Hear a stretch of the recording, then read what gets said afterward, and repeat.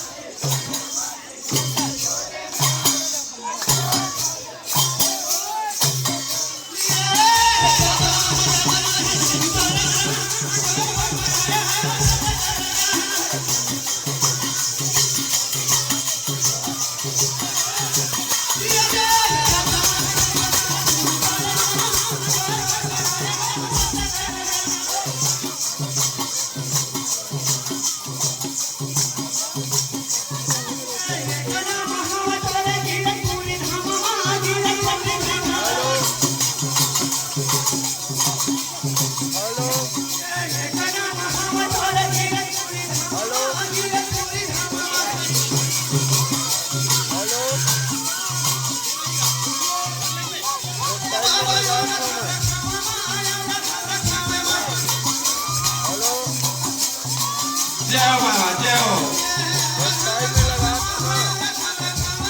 ताली भाई ताली ताली तो सगा गए ताली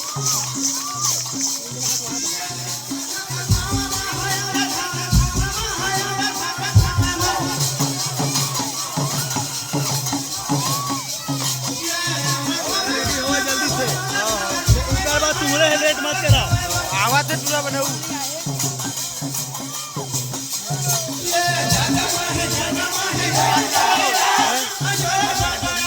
कोई नहीं आए इंडिया जान देगा एक करवा लेकिन नहीं जाना समझ हां किल है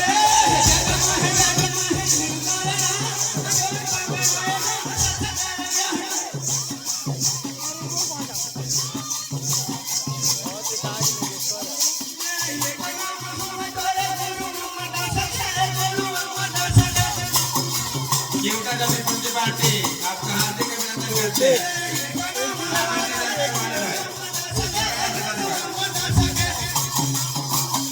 एंट्री करवाई कहां तो एंट्री करवाने लगी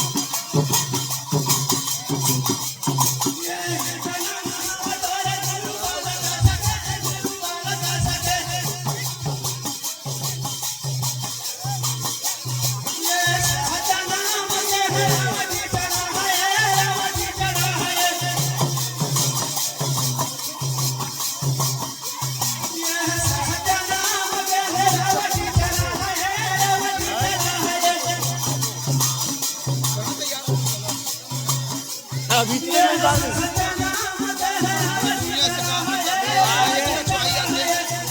वो देख खाली डांसर है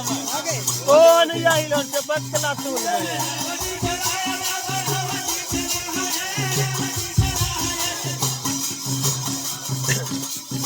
पैर दबाने मत करने का करें